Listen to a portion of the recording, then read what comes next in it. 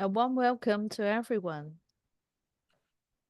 and good evening to those who are residing in Hong Kong, and good afternoon to people who are connecting from Europe, like Satish, and good morning to some of you who are connecting from the US East Coast. We have actually got people from all corners of the world. And today we have about 20 countries and regions who have signed up, besides Hong Kong and the rest of China. And there are places like Taiwan, like Myanmar, India, Sweden, New Zealand, Canada, US, Cameroon, and Morocco. So it's a big time for us tonight here. And before we start, I would like to inform the audience here that simultaneous translations to Putonghua and also Cantonese is available throughout the talk. In the control bar at the bottom, there is a language button. As a default, we are all in the English channel.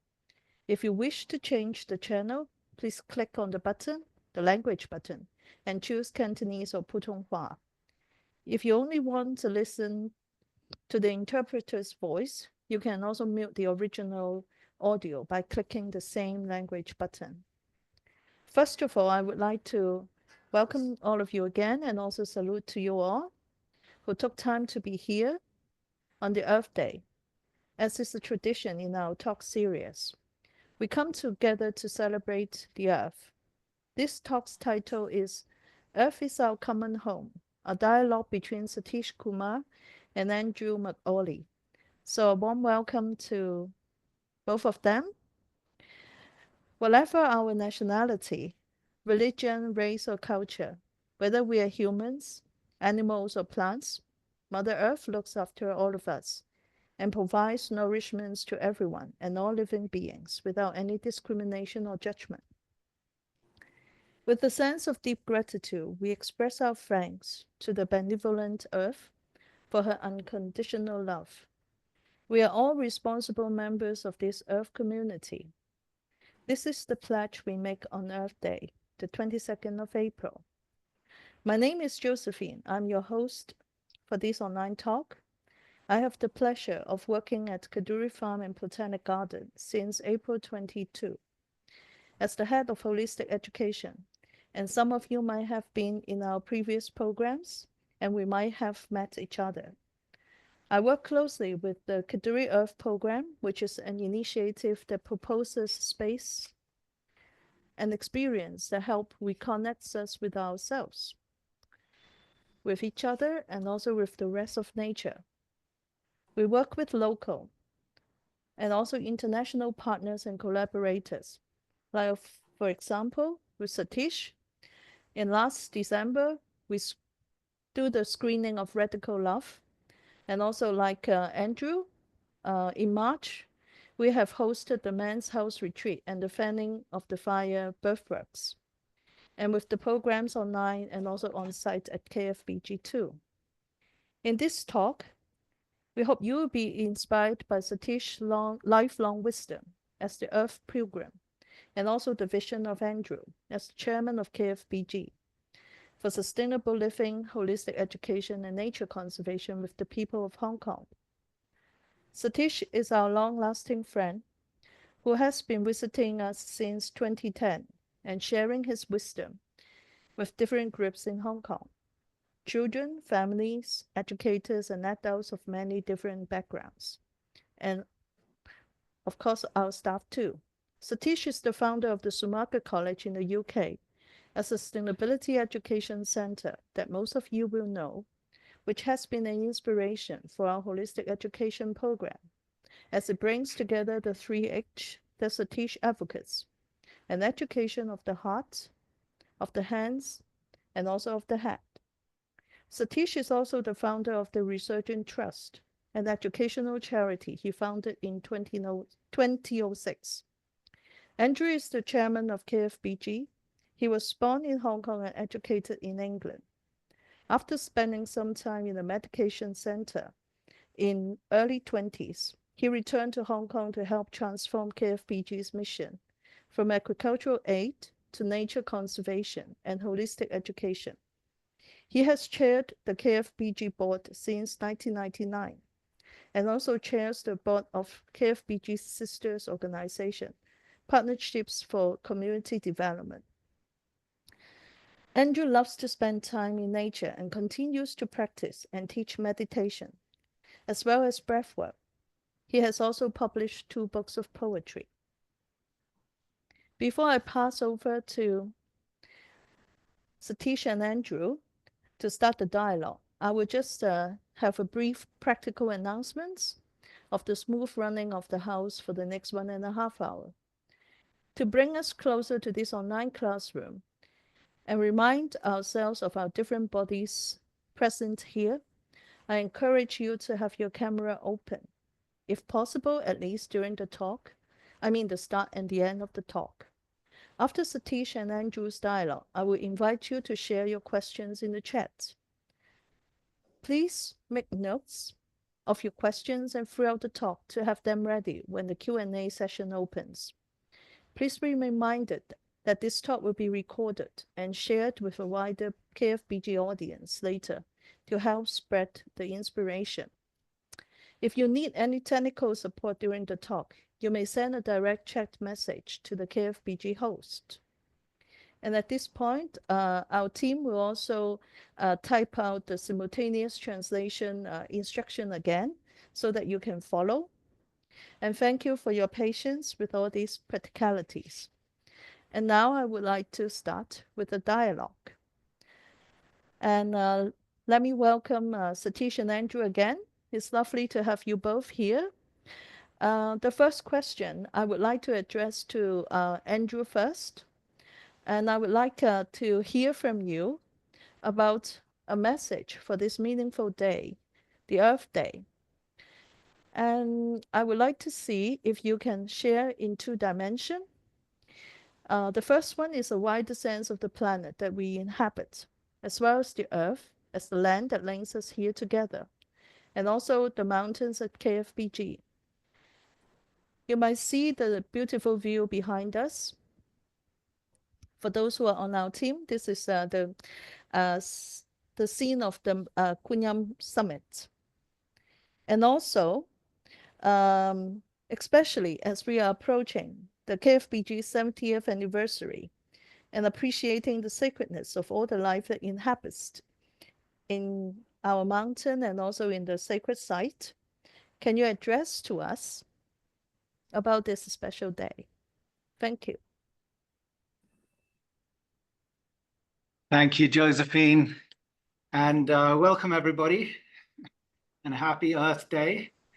I'm really delighted to be part of this dialogue. It's wonderful to see so many familiar faces. A special welcome to you, Satish. It has been a bit of a tradition at Kadoorie Farm to invite you to speak on Earth Day, so I'm very honored to be able to be part of this dialogue. When I think of Earth Day, almost the first thing that comes to mind is my great uncle, Horace Kadoorie, because Horace Kadoorie passed away on this day, Earth Day.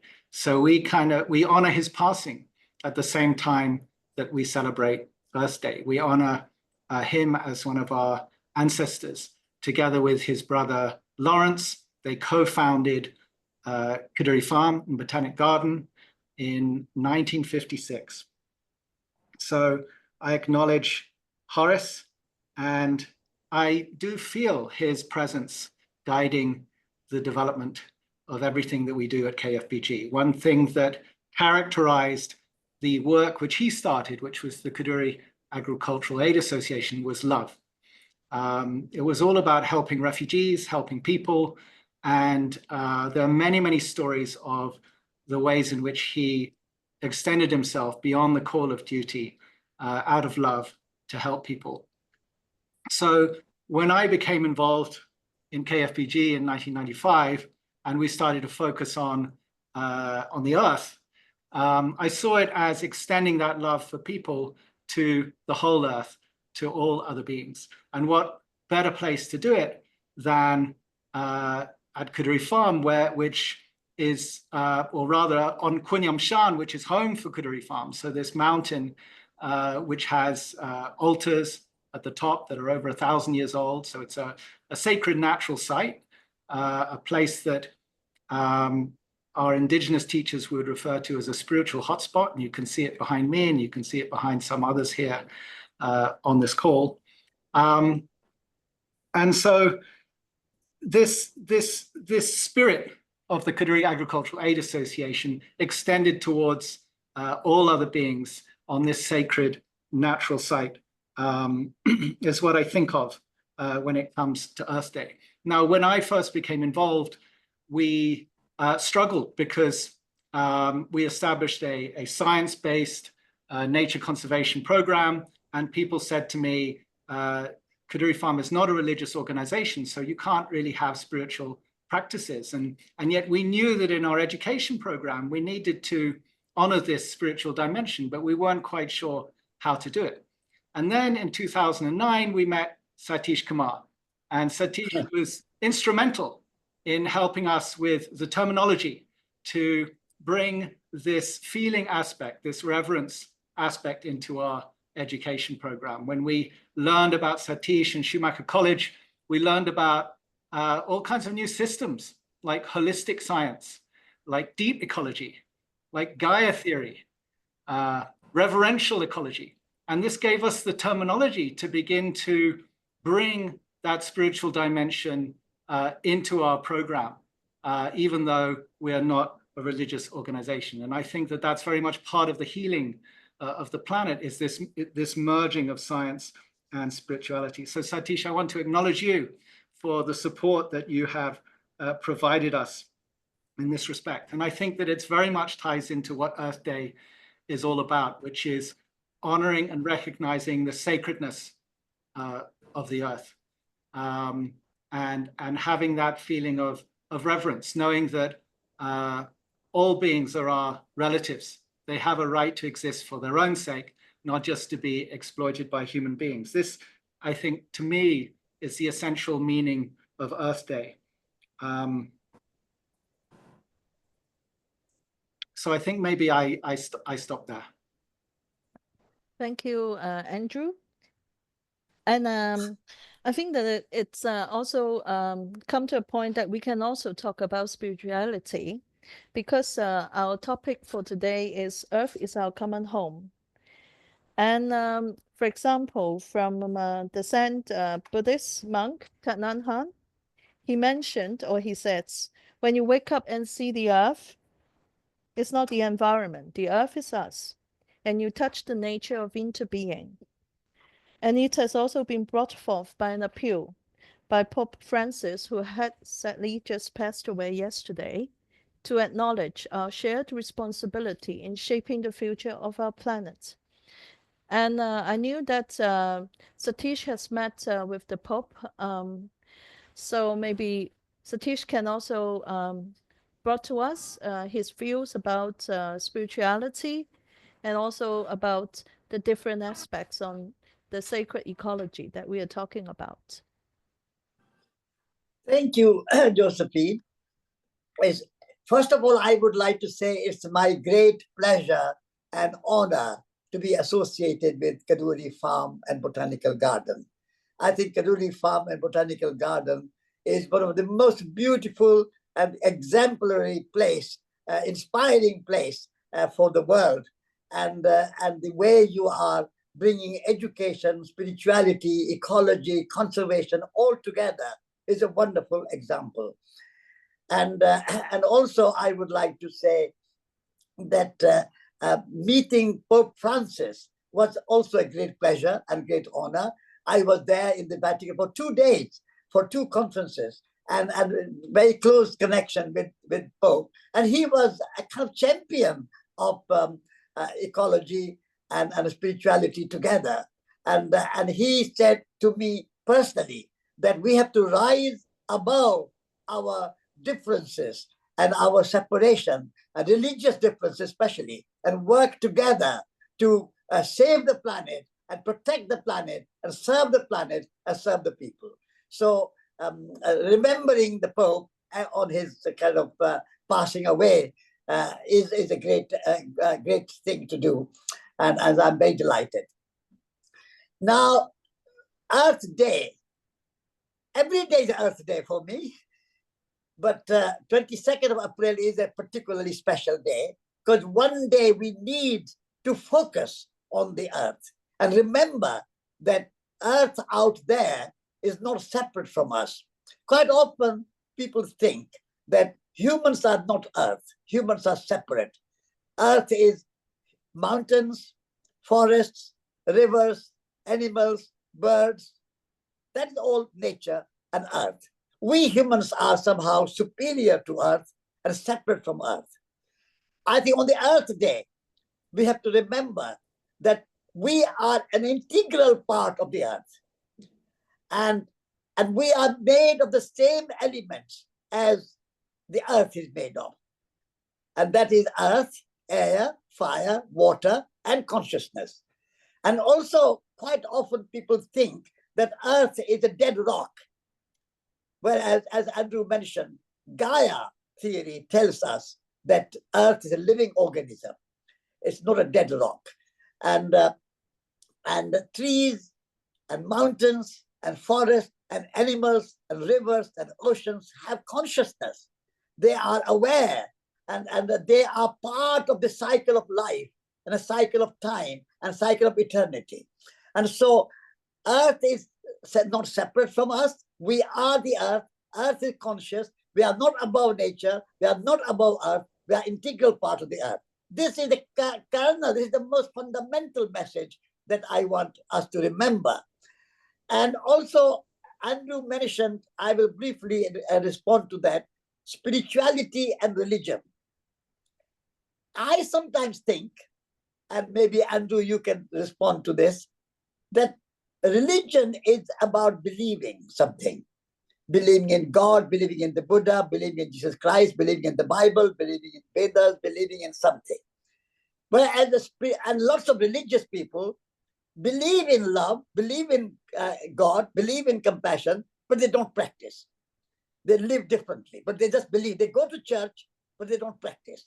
Spirituality is not just about believing.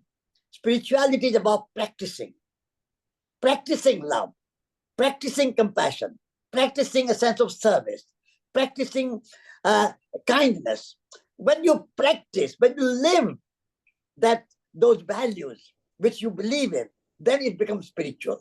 And spirituality does not separate. Spirit like air, breathing. We are all together in a spiritual realm, in a consciousness realm. We are all connected with the spirit. We all breathe the same air. So breath and the spirit are connected. So we all breathe the same air. And this is why we are all spiritual. But then if we are born in India, you are more likely to be a Hindu. You are born in Japan, you are more likely to be Zen. If you are born in Europe, you are more likely to be a Catholic or Christian. So those are like rivers. In India, you have a Ganges, and in England, you have a Thames, and in France, you have Seine, but the water is the same. The names of the rivers may be different, but the water is the same.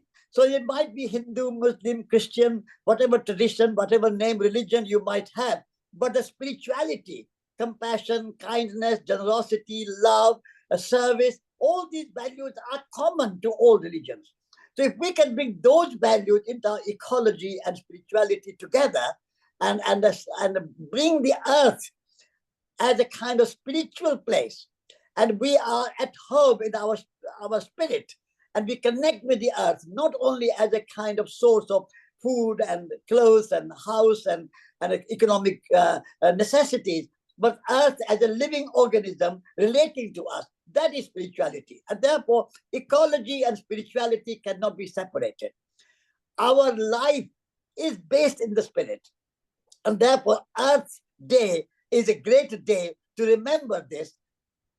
And this is my view of religion and spirituality. I don't know how you think, Andrew.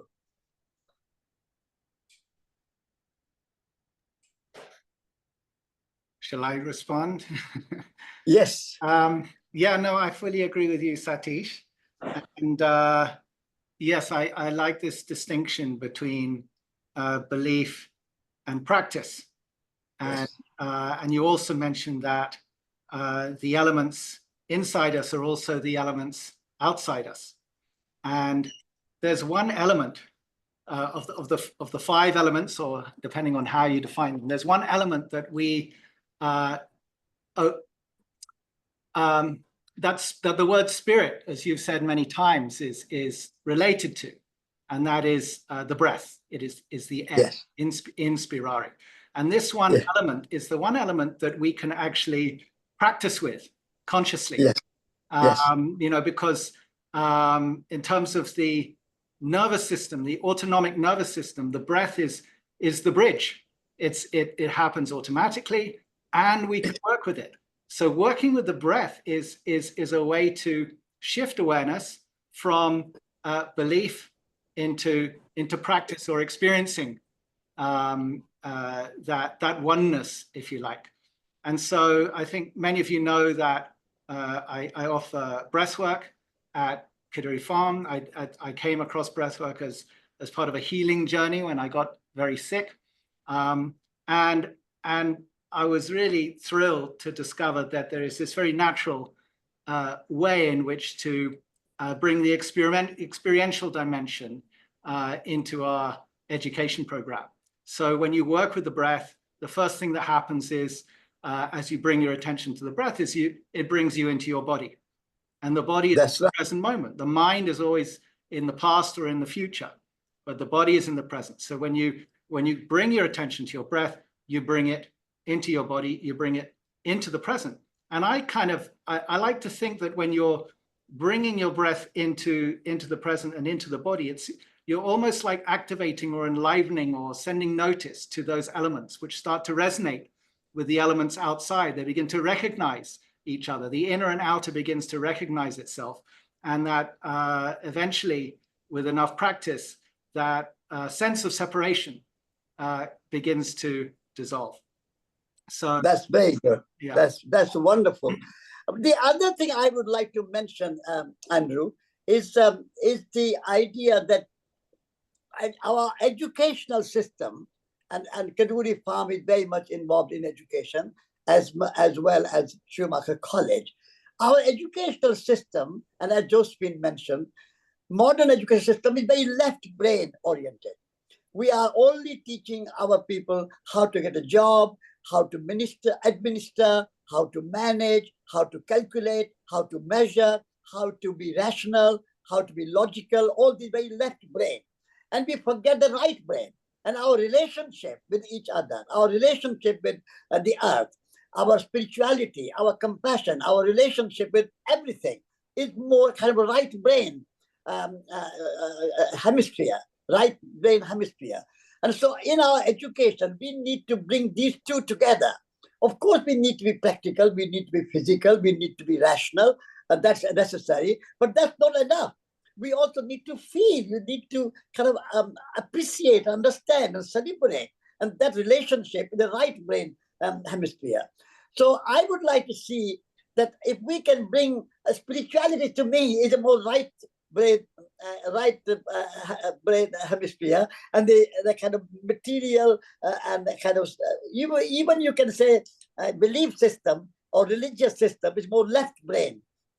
And if we can bring those two together, then it's a more balanced. At the moment, the world is either, some people are going either on the left brain and just rational, and if something is not measured, something cannot be calculated, something cannot be defined, then it does not exist. So that's a kind of very materialistic worldview. And the other people say, oh, matter, it doesn't matter. Matter is just nothing, just a spirit. I would like to see matter is also holy. Matter is sacred. Matter, we must respect matter. We must respect the trees, the mountains, the forests, the rivers, the human body. Our human body is an instrument to serve. Through this human body, we can write poetry as you do, and we can sing, and we can dance, and we can farm, and we can garden, and we can help each other. So body is a great gift.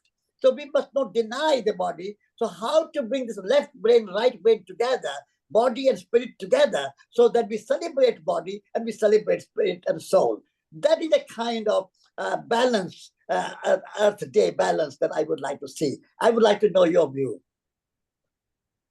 Yes, and I'm reminded of one of your many trinities, which we, with your kind permission, have borrowed. And that is, of course, head, hand, and heart. So, Yes. so the head is the sort of mental dimension, the intellectual dimension. The heart is that spiritual dimension, and the hand is almost like the bridge between the two. It's the Yes. it's the action, physical dimension. So actually, and you mentioned service, and of course, Schumacher College was very inspired by Rabindranath Tagore, and Kadoorie Farm also has a connection with Rabindranath Tagore. He visited Horace's father's house in Shanghai, and Tagore comes to mind because he said that service is joy. There's a poem by Tagore, maybe you remember it better than me, Satish. I think it said he slept and he dreamt that life is joy. He awoke and he saw that life is service. He acted and he saw that service is joy. So this service dimension is almost what can activate that experience. You know, we can do our spiritual practices, and we can learn, we can share ideas. And then when we act, and that's why in our education program, when we have retreats, we give opportunities to be of service, whether that's cooking together, whether it's planting trees, in whatever form. And again, I know that that's a critical component of what the education system that you propounded, Satish. When we established our Green Hub, the one piece of advice, the main piece of advice you gave is have people help out, have people offer service. So, you know, I think many of us grow up with this feeling that service is a drag. We just can't wait to rest and have some time off. But actually, maybe service is the key. Serving selflessly is the way to align and to connect with that energy and that oneness. Would you agree? No, that is wonderful. I think service is the key to spirituality. At the moment, unfortunately, in our mainstream society, the service industry has become very commercial. The health service, the education service, the other kind of shopping is a kind of service, should be service, but it has become just a commercial. So how we can bring the sense of service in our education, in our health service, and of course, money is there. We need as a kind of pragmatically to exchange goods and services. But the spirit behind all our action, whether it's education or health or even business or farming or gardening, whatever we do, if we do with a sense of service, then there's a joy, as Tagore said. And you feel a kind of fulfillment, a kind of satisfaction. At the moment, people do work in a health service or education service, but they don't feel that sense of fulfillment. They see it just a job, and then they want to retire so that they can live a life. Whereas there's no retirement for me. I don't feel need for retirement, but whole life the service.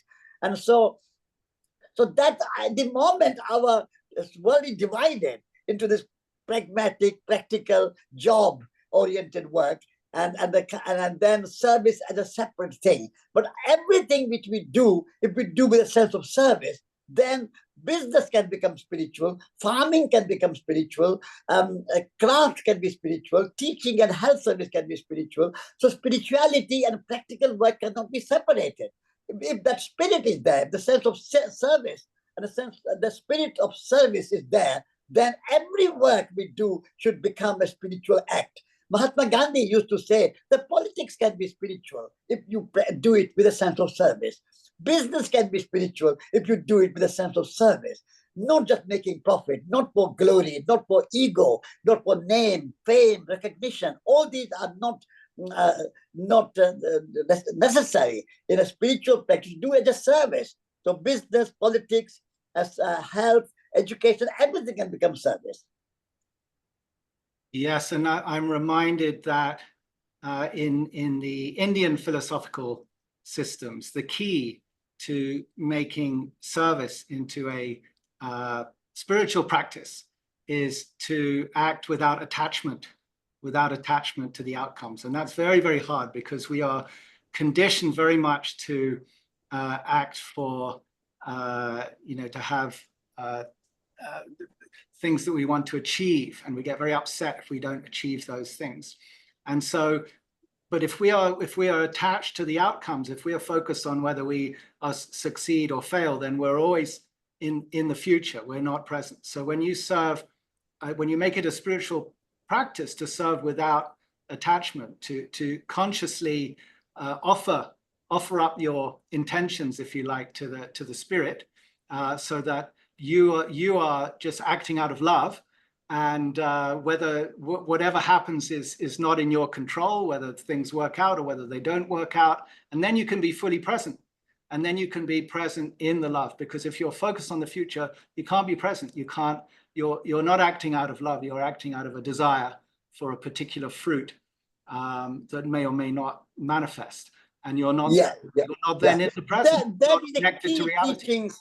Yeah, that is the key teachings of Bhagavad Gita, because the Arjuna and Krishna are in dialogue, and Arjuna is asking Krishna, what is the definition of a spiritual person?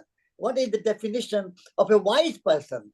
And Krishna says that exactly what you just said, that only your prerogative is only your action. Action itself is your own reward. What happens out of action, we don't know. As you said, we cannot control the outcome, the results. Action itself has its own intrinsic value.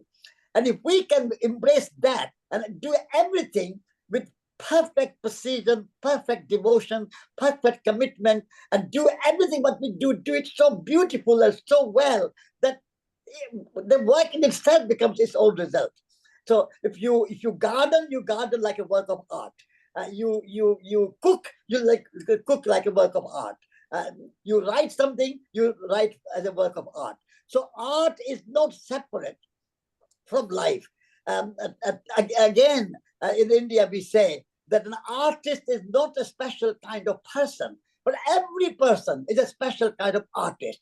If you do it with love, all your work, your action can become art. So when you are singing, you don't sing to achieve some results. You sing because of pleasure of singing. You paint because you don't paint because of some other results, but you paint because you enjoy painting. So if you enjoy work and do it with love and do it for its own intrinsic value, then every work is a work of art.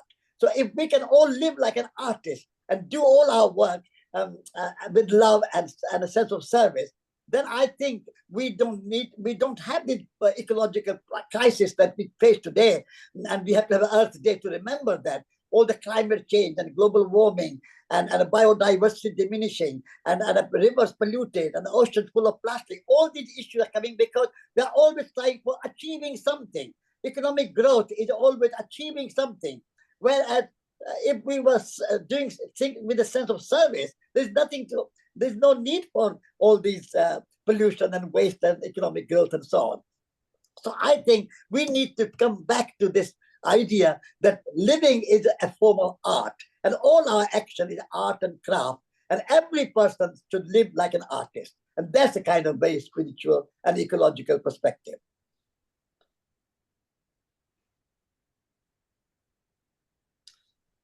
Rightly say.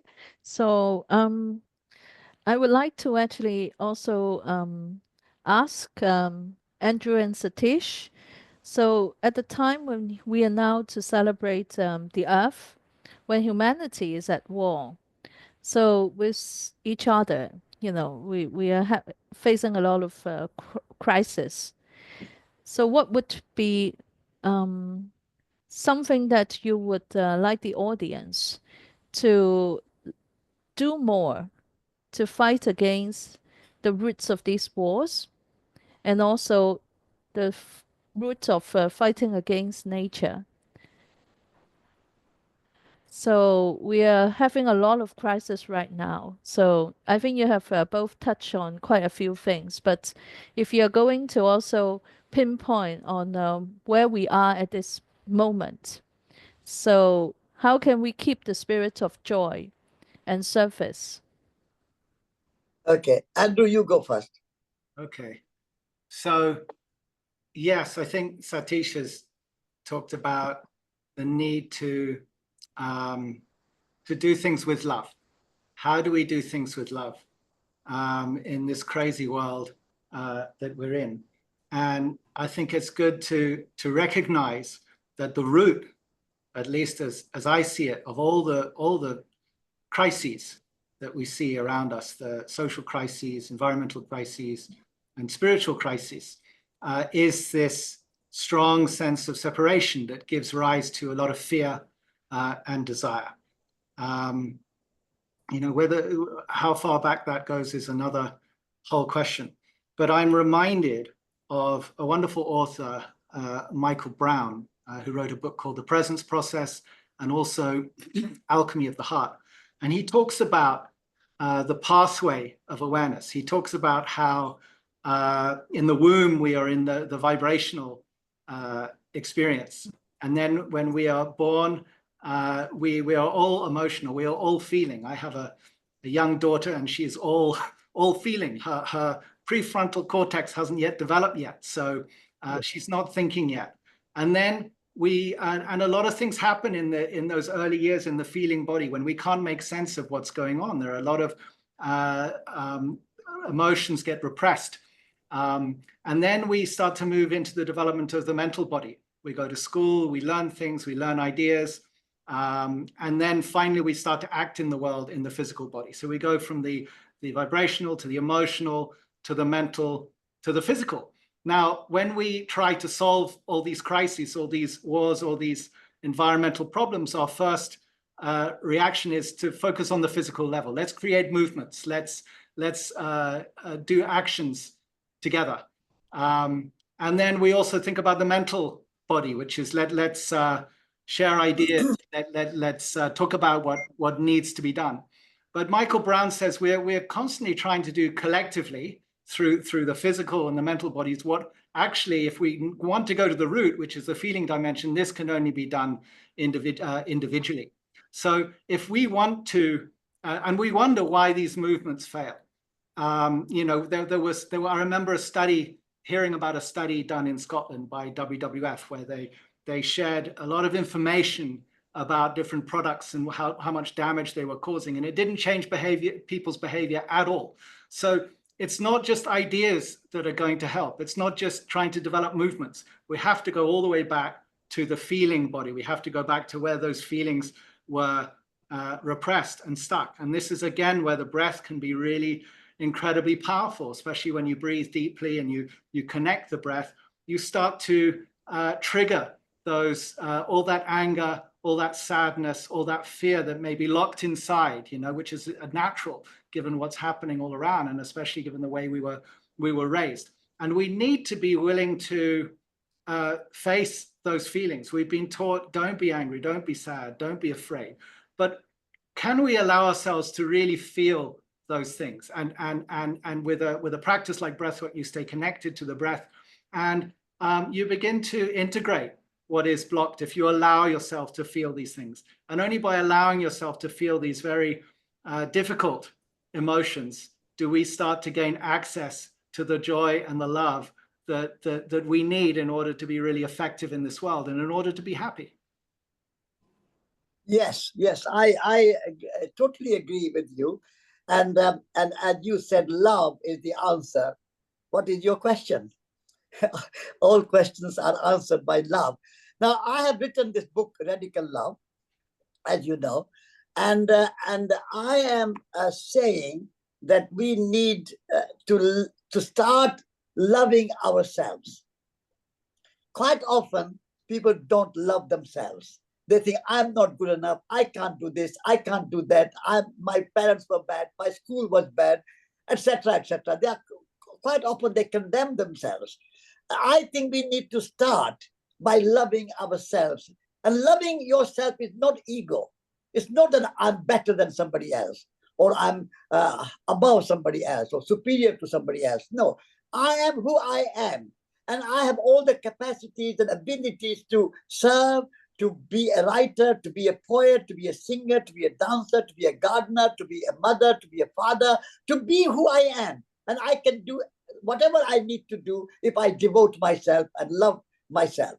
So loving yourself is the first step in my radical love.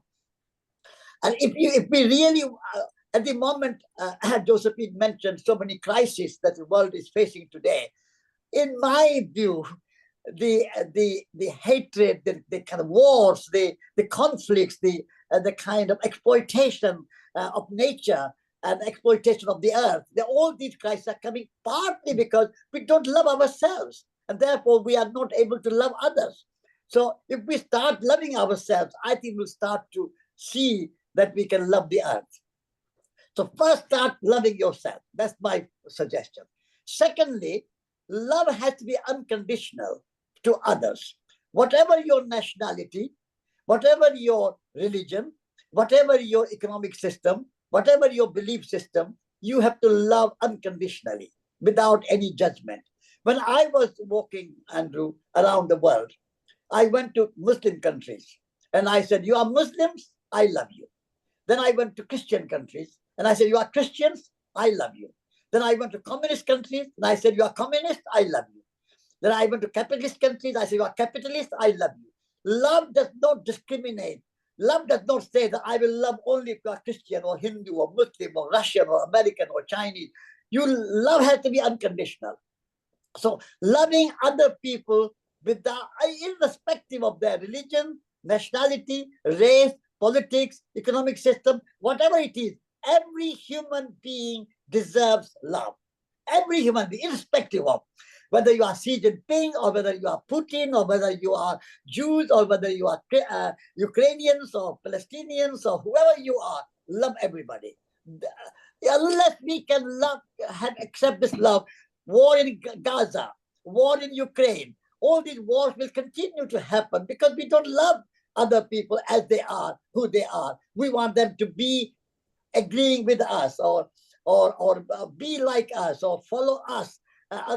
If you don't agree with us, then you are wrong. This right and wrong has to go. We have to go beyond right and wrong. We have to love everybody. Of course, then truth can be diverse. Everybody has their own truth. 8 billion people have 8 billion truths. Everybody has their own point of view. Truth can embrace diversity, and love can create a unity. And when unity and diversity dance together, then we have a better world. So that's a second. If you want to solve the problems of society like wars and exploitation, then we have to love everyone irrespectively. And the third part of radical love is loving nature. At the moment, we exploit nature because we don't love nature. We just see nature only as a resource for the economy. We see nature only a means to an end. We use forests for economic growth, but we use food and land and farming as a business. We use everything as a business, economic growth. I think that has to change. Our environmental crisis is based because we have lost that love of nature. Loving nature, loving planet Earth, and then having the relationship of gratitude. Say thank you, mountains and forests and animals and rivers and humans and soil, everything. Thank you. That gratitude and that love for Earth. So loving yourself, loving all human beings, irrespective of their differences, and loving nature. If we can go to that fundamental principle, then I think our ecological crisis, the environmental crisis, the climate crisis, the social crisis, the crisis in Gaza, the Gaza crisis in Ukraine, and many, many other crises in the world can solve. The solutions are not political only. Political solutions are there, but political solutions have to be based in spiritual solutions, and we have to accept each other and care for each other, whoever you are. Unless we can reach that, the world is, and of course, the world is never going to be perfect, of course.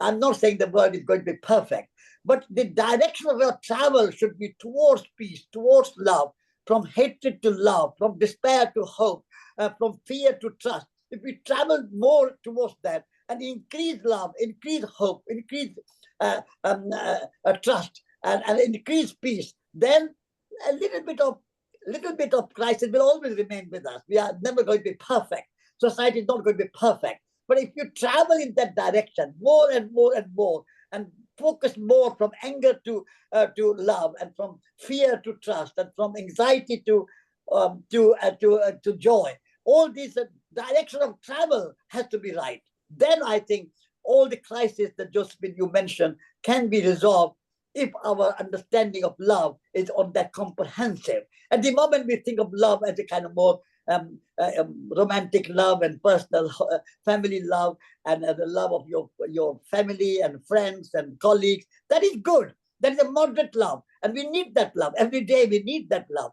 But we need to go a step beyond that love and go for a radical love, and love even people with whom we don't agree, even people whom we don't like, and still have a cup of tea with them and give them a bouquet of flowers and talk to them and solve those problems. Then we can solve many of our crises which we face today in the world.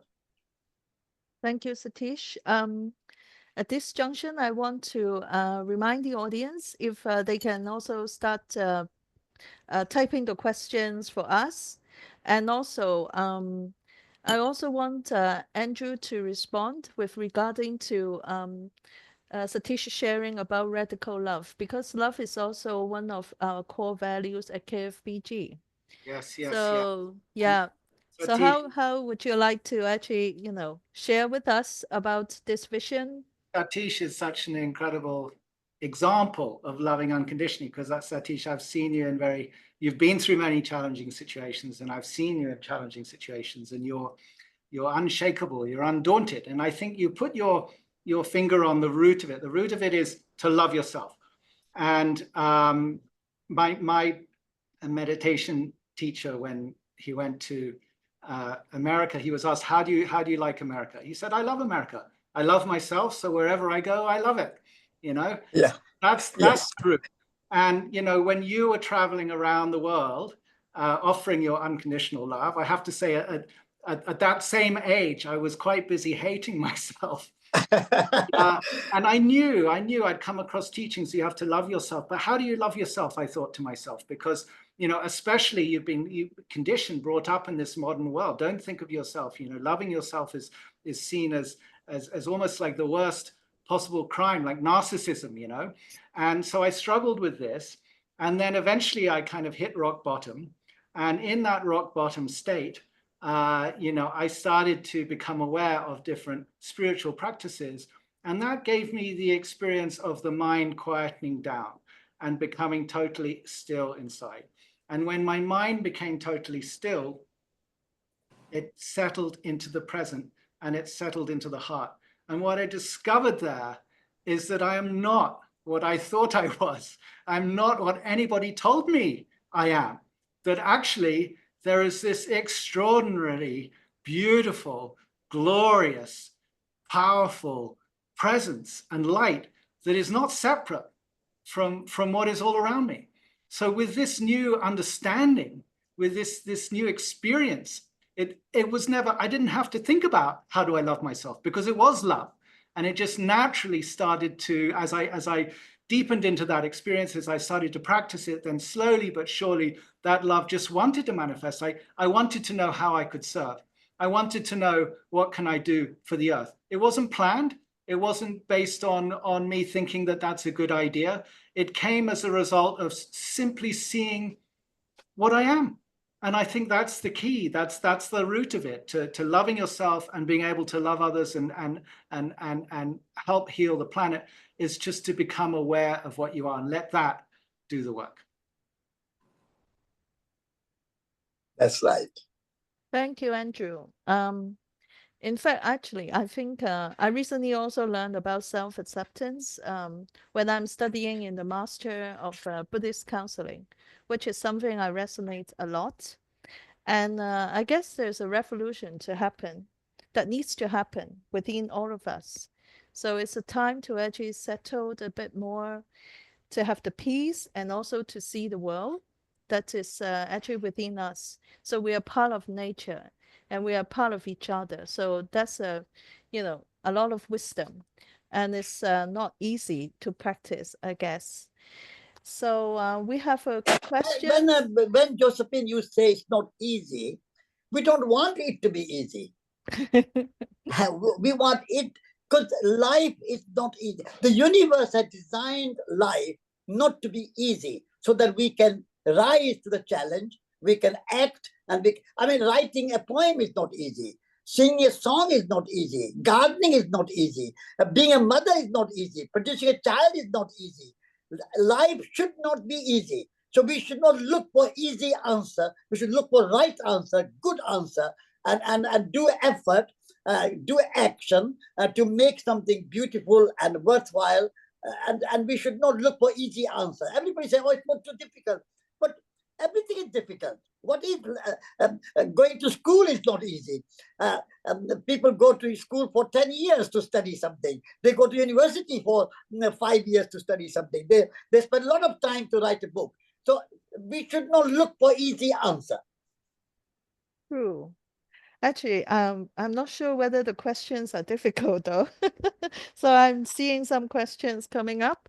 Let me take a look. So this first questions is saying that in the 90s, there are tremendous growth in global economic, global environmental awareness and shifts in consciousness. So where are we now in 2025? So it's a little bit like, because we are now facing a lot of issues, and it's what we have just talked about. I guess this question is trying to actually get a little bit more into where we are currently with the world. So I would say that I am an optimist. And if you want to be an activist, you have to be an optimist. If you are a pessimist, you can't be an activist. So you give up. And being an optimist, I see there is a lot of good work happening at the grassroots level. Like Kadoorie Farm, like I was in Fattoria La Biala in Italy. There are lots and lots of people are engaged at the grassroots level. And also renewable energy is growing. When I started editing Researchers magazine 50 years ago, there was no renewable energy. Not a single windmill was producing energy. Not a single solar panel was producing energy. Not 1% or not a 0% of, not any percent of energy, renewable energy in Britain. And now 35% of energy is coming from renewable resources in Britain. So that's it. When I was walking around the world in the 60s, and if I said to somebody, I'm a vegetarian, they said, what do you eat? Do you eat egg? Do you eat chicken? I said, no, I'm vegetarian. What do you eat? They did not know what vegetarian meant. Now, you go to any restaurant, they will have vegetarian options. Even a pubs have vegetarian options. I think things are moving in the right direction. They need to do more, of course. We need to go further. There's a long way to go. There's a long way to go. But we must not feel pessimistic. We must not feel that nothing is changing, nothing is happening, world is all falling apart. At the grassroots level, many, many individuals, many, many groups, many, many organizations are doing good work. And that's where the real change will happen. The leadership is coming from the grassroots and bottom up. If you don't hope that change will come from 10 Downing Street in England or White House in America or Kremlin in Russia or somewhere, change will come from the grassroots level, from bottom up, and that is happening. And we must support them. We must join them. Be the change that you want to see in the world. Communicate the change with other people and join other people to change. There's no. I don't believe in complaining, oh, nothing is happening, nothing is changing, nothing is improving. If you just complain, nothing can happen. Just do your best, and change is happening, and we can be part of a grassroots movement from bottom up. Andrew, do you want to add onto that? Yes. Listening to Satish, I am reminded of the butterfly, and I'm reminded of the process through which a caterpillar becomes a butterfly. And nature provides us with wonderful metaphors to help us to see what's going on. Because if we look at a particular moment in time, we might not be able to see what's going on. Maybe from one perspective, from the 90s till now, has anything really changed? But if you look at the development of the butterfly, you know, the caterpillar, which gobbles everything up, eventually appears to have a meltdown. It becomes this cocoon. And what is really going on? Has it died? Is everything falling apart? What is happening to our world? But actually, the scientists will tell you that inside this cocoon, there's a lot going on. There are these imaginal cells that are forming. Perhaps these are all the movements and the groups and the individuals around the world that Satish is referring to that we don't hear about in the mainstream media.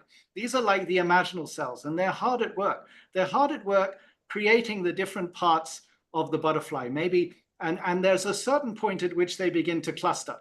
This is what I'm told by the scientists. So the imaginal cells cluster in one part to become maybe the antenna of the butterfly, and another part to become the wings. And at this point, where the imaginal cells begin to cluster within the cocoon, I'm told that the immune system of the dying caterpillar starts to fight back with all its might. And so again, within the cocoon, you've got this tremendous battle going on, you know, things taking a step backwards even. But it is it is the tension from this struggle between the emerging imaginal cells and the dying caterpillar. It is that tension that allows the butterfly to form. So yeah. Is it possible that we look around the world and we see so much chaos, but we also know that ever since the 90s, more and more people are awakening to spiritual and ecological things, and there's all kinds of things happening. You know, is it possible that there is this tremendous tension that might give rise to something that we can't conceive of right now? We don't know. How can a caterpillar know what a butterfly is? You know, yes, yes. And also, if you really want to change, rather than thinking that nothing is happening, we have a kind of habit of complaining about something not changing, and we want other people to change. What I am and what Andrew is saying, and I agree with Andrew, that we have to see how caterpillar changes into butterfly. In the same way, how can I change? Be the change that you want to see in the world. What can I do to change the world?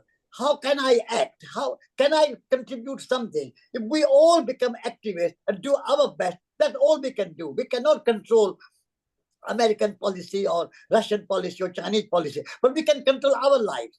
But if we just complain about Russia, China, America, business, industry, etc., and we don't do anything about it, there's a pessimism. But if you act and do something to better off your ability, then you are part of the change. So be part of the change rather than part of the complaining. Thank you. There's a question from Danny. Actually, it's also referring to, you know, the difficulty of changing or, you know, be aware. So he asks how to get into the path of loving oneself.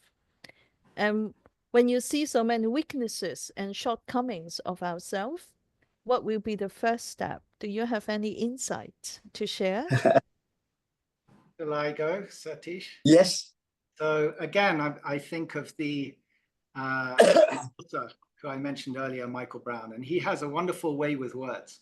And he says that whenever you're upset, whenever there is a challenging situation, you're judging yourself, as is implied in the question, or you're judging others, or you're getting upset in one way or another. He says, when you're upset, it's a set up. You turn it around, it's a set up.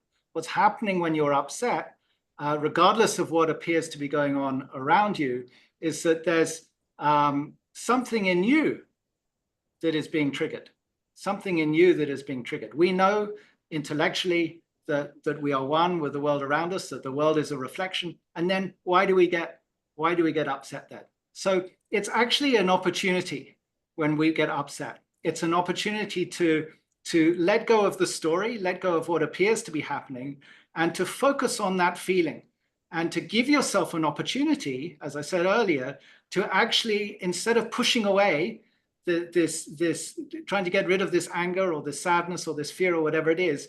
And it's very hard because we get wrapped up in the story. So-and-so is being really irritating, or this is happening, or that is happening. Can we let go of the story and focus on the feeling? Because when those feelings are triggered, it's like trapped energy.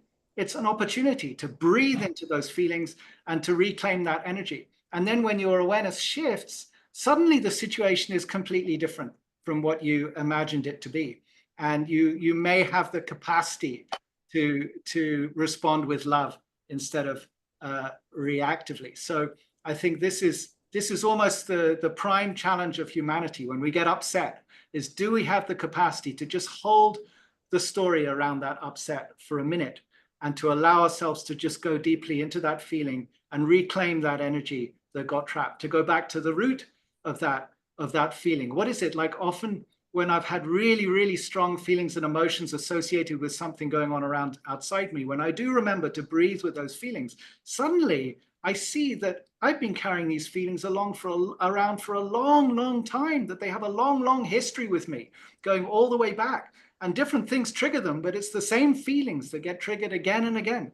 And how can I, they'll keep getting triggered forever, even no matter what I do about the current situation, unless I can find a way to work with those feelings and reclaim whatever it is that is stuck inside.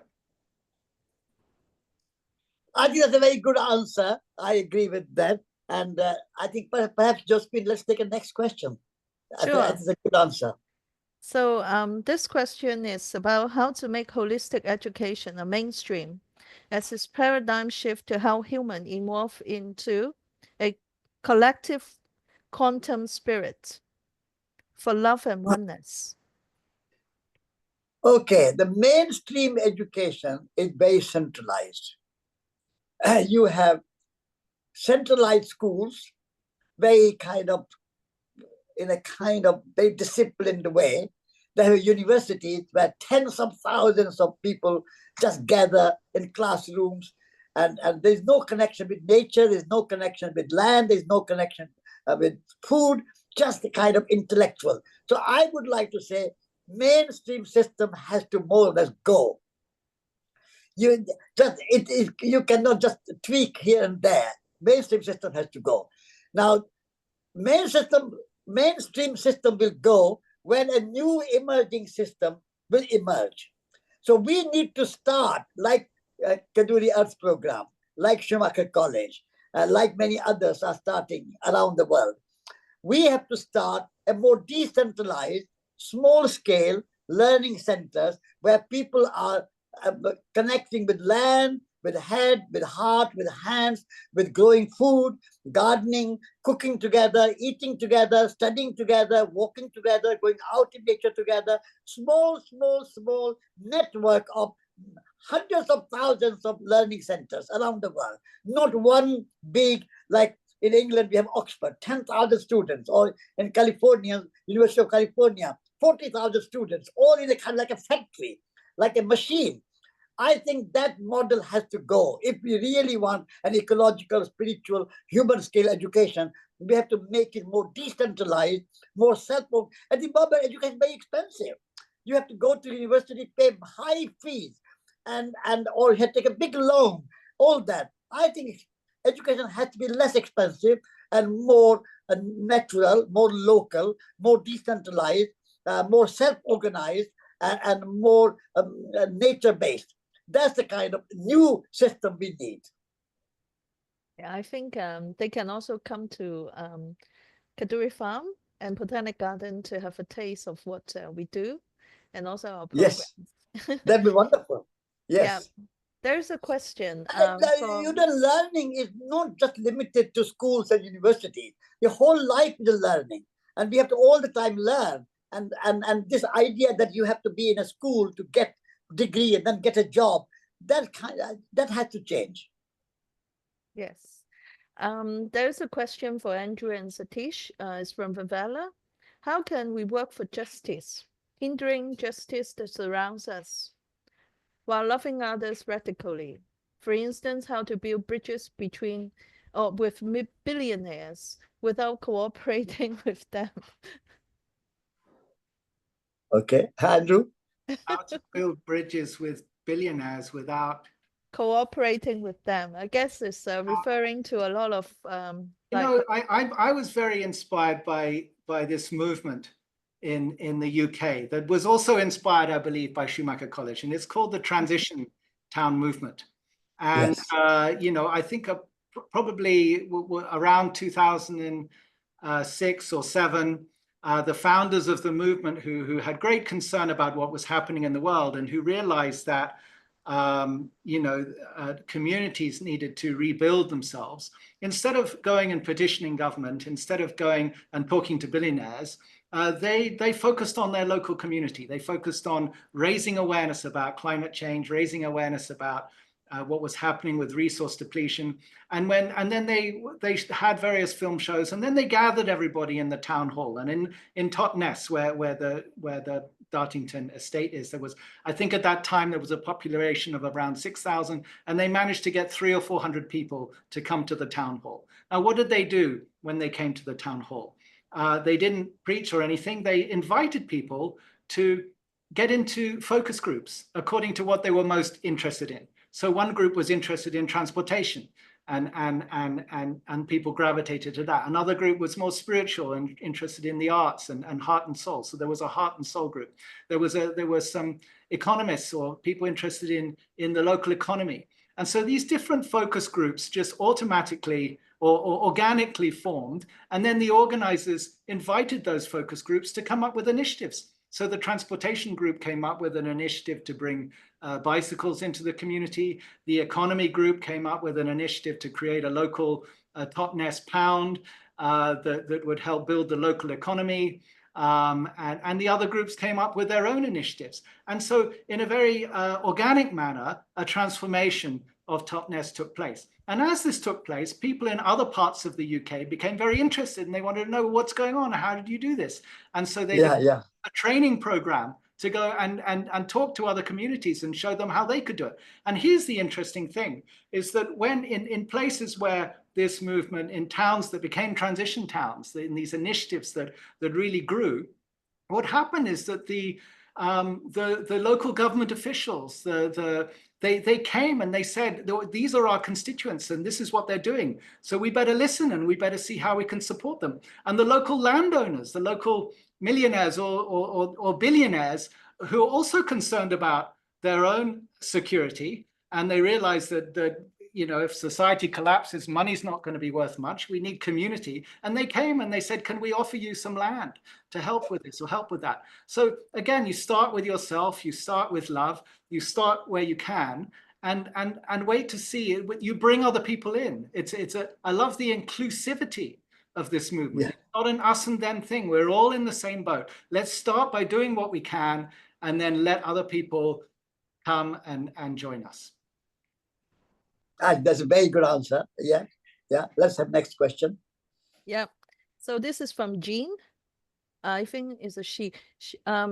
She's wondering if Schumacher College is still open for new students to enroll, because there are lots of news about Schumacher College.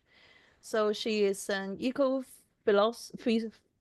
eco-psychological lover, and also currently initiated a small ecology movement called Rooting Practice, wanted to find more beautiful partners to connect in the world.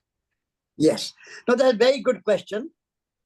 Schumacher College, yes, it is still possible to join and enroll, and we are running our courses, and the Schumacher College is alive and continuing.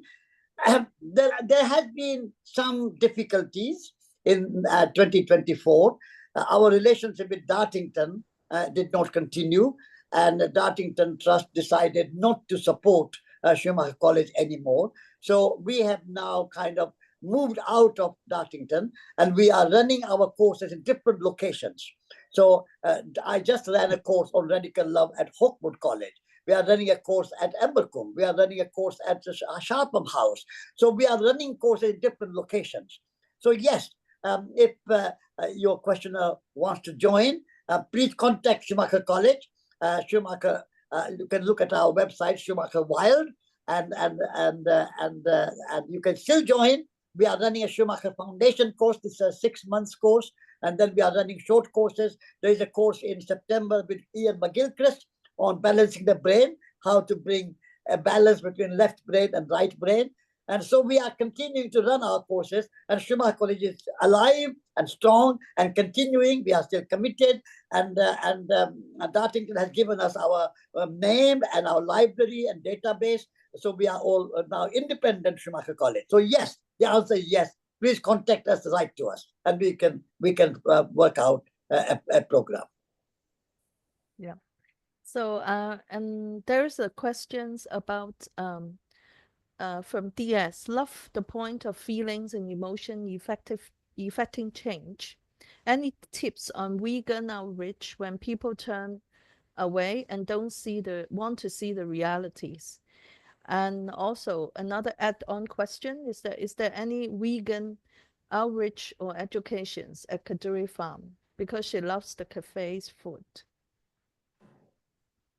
So, Andrew, yeah. would you like to? So I didn't quite understand. Any tips on vegan outreach when people turn away and don't want to see the realities? Yeah, I see. You know, it's Satish, we can speak about vegetarianism. I used to be a vegan for about 7 years when I started meditating, and it was really important for me. It was part of the purification. And at that time, I just couldn't imagine how anyone would want to eat meat. And I couldn't imagine how it was not self-evident. But then, you know, in terms of my own health, there came a point where I needed to start eating some seafood. I needed to start enriching my diet.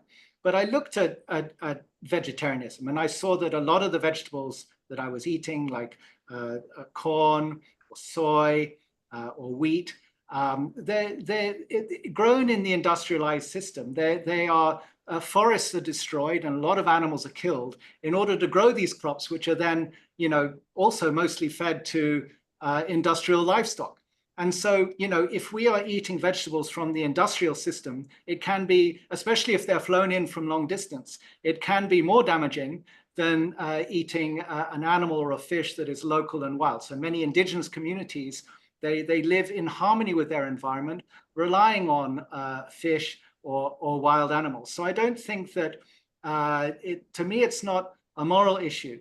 To me, it's about how can I source my food as locally as possible? How can I have it as organic as possible? And also be mindful of the needs of my body and my genes, because I became very sick at one point, and some of the advice I got from a doctor is that I should eat a bit more meat, maybe because my ancestors all ate meat and that was part of their traditional cultures and lifestyles. So I've become a little bit more flexible in terms of how I look at this question. And rather than just meat versus vegetables, it's more like sourcing and the systems that produce them, and you know, and other such factors. I don't know, Satish, you might have a different. No, I agree with Andrew. It's to some extent, food is more a personal decision for each and every individual to make. I would say reduce meat consumption, because lots of people eat meat for breakfast, meat for lunch, meat for dinner, 7 days a week, meat. I think that has a lot of impact on our environment.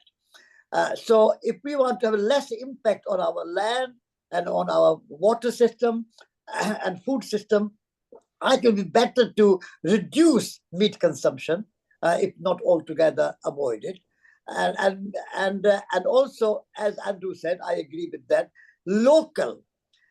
If you have factory farm meat or factory farm vegetables or factory farm tomatoes, anything, then they are very energy intensive and they are very unecological and very destructive. Particularly transportation is very destructive. So if you have a local, organic, small scale, healthy food and a mixture of, I'm vegetarian, but some people have a kind of good balance. Some people just eat fish but not meat. So each and every individual has to decide what is best for them. But there is a big movement now in the world growing more vegetarianism. and more even veganism. And that is, I think, a good thing because we need to have a less impact on our planet Earth. And because it's Earth Day talk, and therefore we have to think, what is the impact of our food on the Earth system? If we can reduce our impact and allow more wilding, in England particularly, there's a very big movement for wilding. And there's a place called Knapp Estate, which has a kind of 2,000 acres of land, and it's all wild. And so it's a wild meat they have, which is, I think, to some extent better than the factory meat. So wilding is a good movement, and I think we need a more wild. At the moment, we are producing lots of food, not meat, but even wheat and soya and other food stuff, which is fed to animals, and then also made energy, oil from that food. So that's a very big impact on the earth. So we need to reduce our impact on the earth and have a light footprint on the earth and have a local food, less transportation. At the moment, not only a question of meat or vegetable food, but waste of food. 30 to 40% of food in Britain, according to government statistics, is wasted. And that is a great shame. Whether it's a vegetable or meat, if you waste food and that food is thrown away on the landfills and not composted. And so that's the kind of system we have to change. So we have to think more holistically rather than just the kind of meat versus vegetables. That's a good question, but more comprehensively, if you think local food, less waste, and less meat, and more organic, then I think a good food system. Yeah. Thank you, Satish. I think I will have the last question here. This question is from Joyce. What roles does gratitude play in our relationship with the earth? Can healing the earth also be a form of healing ourselves? Absolutely, absolutely. Now, gratitude, in my view, is the key to our relationship with the earth. And therefore, first and foremost, we have to feel gratitude to the earth, air breathes, every moment of our life. And as Andrew mentioned, the breath work, every moment of our life is sustained by our breath. We have to feel gratitude to air. And all life, not only human life, but animal life, plant life, water life, every life is maintained by air.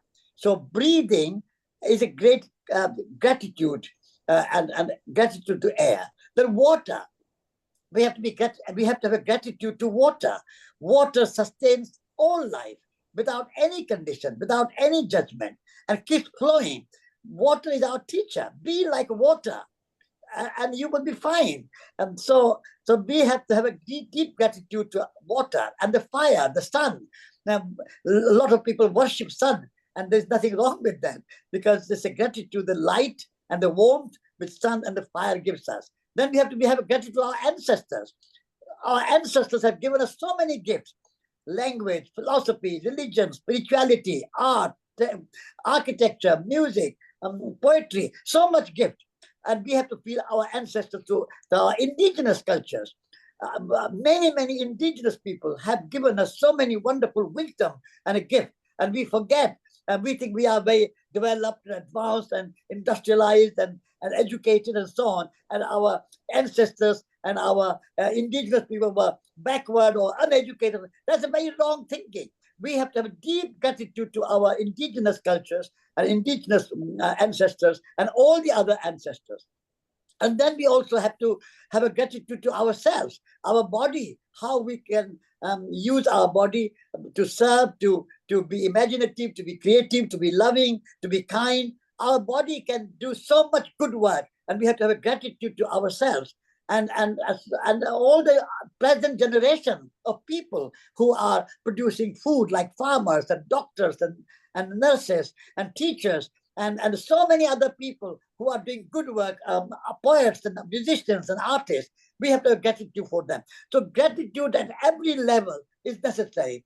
And if we have gratitude, then there'll be no wars, no conflicts, no exploitation, and no poverty. All these things happen because lack of gratitude. So I think it's a very good question, And I think it's a wonderful last question to have, that we need to cultivate gratitude in every moment.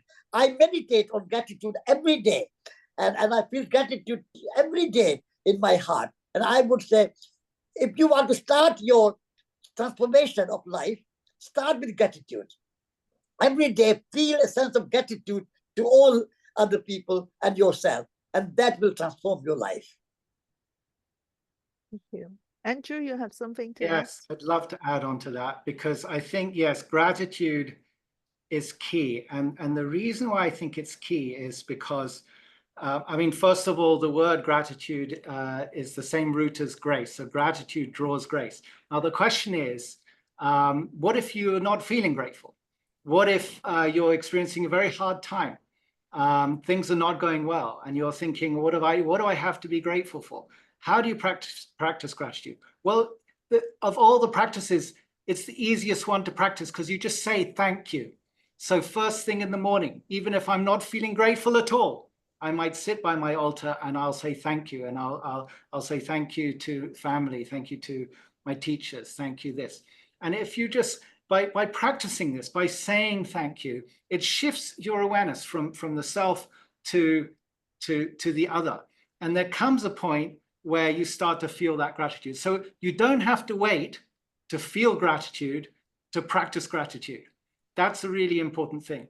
And the more you practice gratitude, the more it just becomes a matter of course for your life, the more you unblock that flow of love.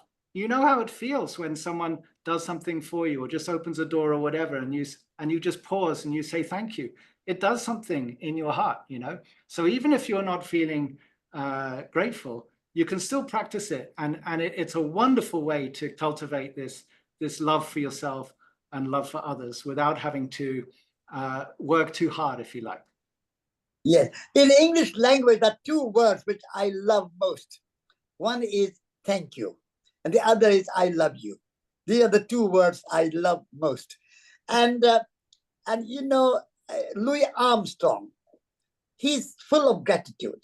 He said, I say to myself, what a beautiful world. And when I say, how do you do, what I mean to say, I love you. I mean, that's a deep gratitude, that how beautiful world it is. Thank you, sun. Thank you, rain. Thank you everything. So I think that kind of gratitude, and Louis Armstrong's song is very beautiful to learn gratitude. Thank you. Thank you, Satish and Andrew. So for sharing the wisdom and the insights, and also thank you for all these wonderful questions too, and the audience participation. I think as the earth looks after us and keeps us healthy, we also have the responsibility to care for her in return. And at this time, I mean, we should all have our gratitude and love to respond back. So if you are in the nature, do actually save the tree, save for the flowers, and also be more like an ant or a bee and see how they live. They live like as if they don't do anything, but they are very collective and also support each other. So this is the pledge that we make on the Earth Day. And before we close, we actually want to thank the audience today for their donation. And it's actually helping us to keep the talk accessible, and also with all the interpreters working behind us. So that's wonderful, and I want to say thank you. And also, we would like to hear back any of your feedback. And also, Jamie is helping us to put up the QR code. And if you do not want to actually fill out the form at this point, we would actually send you an email, so you can actually send us back your feedback. And also on the email, we will also share the recordings of the talk to you. And we hope that you can also share with your friends and also with the, children and your colleagues to help spread this message. And Josephine, last Yes. but not least, should I mention resurgence at this moment? Yes, I'm actually bringing this up. So we also want to thank Satish for actually inviting the audience to be a member of the Resurgent Trust. So this is a slide that we have put out for the audience. You can go ahead, please. And just to say, the Resurgence magazine, particularly, I would like to say Andrew and Kadoorie Farm and Full Circle Foundation have been a great supporter of Resurgence. Resurgence was established in 1966. So next year we'll be celebrating our 60th anniversary. Kadoorie Farm celebrating 70th anniversary and Resurgence celebrating 60th anniversary. So this is a magazine which brings love, gratitude, earth, ecology, spirituality, all the kind of holistic values together in one magazine. And also we have ecologist website, and we run events like Kadoorie Earth Programme. We have a Resurgence events. And last year we had 8,600 people attending our events. And so it's very international work that we do. And it's very easy to join. Go to Resurgence Trust website, and it's a very inexpensive, only about 30 or 40 pounds. Today there's a special discount to the Earth Day event, Kadoorie Earth Programme event. So it's only 30 pounds, £6 off. So if you would like to join the Resurgence Trust, then you'll be in touch. I write in every issue, so you'll be in touch with the ecological movement. So please look at our website and join the Resurgence Trust. Thank you. Actually, I also want to add there are lots of beautiful articles and a lot of insights and also stories from a more like a holistic point of view that is really enriching my understanding of the ecological views, how we should live and so on. So it's very worthwhile. And when you become member, you get access to all the 60 years of Resurgence issues. All the issues you get online, and also the ecologists, which started in 1970. And so also all the issues of ecologists you can get. Now Resurgence Ecologists are one magazine, but you get access to all the kind of archive. Yeah, Satish talked about the mango economics. Yeah. In the latest issue. The latest issue, last issue, yes. Yes. So thank you very much, Satish. The last thing that we also want to inform the audience is about our next talk. It will be held on the 26th of June with Christine Taqua, a thinker and educator from Brazil, working with the Living Schools, a movement that supports indigenous projects in Brazil to strengthen and pass on their traditional knowledge. And we all hope that the audience today can also join us again. So this almost brings to the end of our talk tonight. So I'm not sure whether Andrew or Satish has anything to give as a last remarks to the audience or to each other. The only thing I would say, thank you for joining, very deep gratitude, and thank you Kadoorie Farm Educational Program and Kadoorie Earth Program for organizing this celebration of the earth. And let's all enjoy and celebrate life. We have a short life. Just enjoy it, celebrate it, and celebrate the earth. Thank you.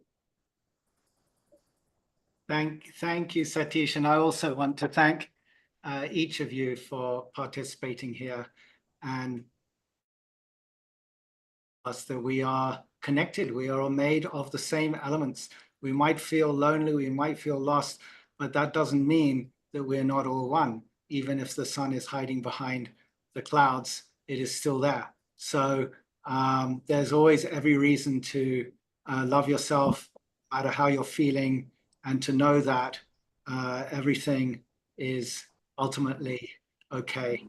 So thank you all for everything that you do and for being here today, and especially Satish for coming and sharing, as always, your incredible wisdom and knowledge and love. Thank you. Thank you. Thank you. Thank you with deep gratitude.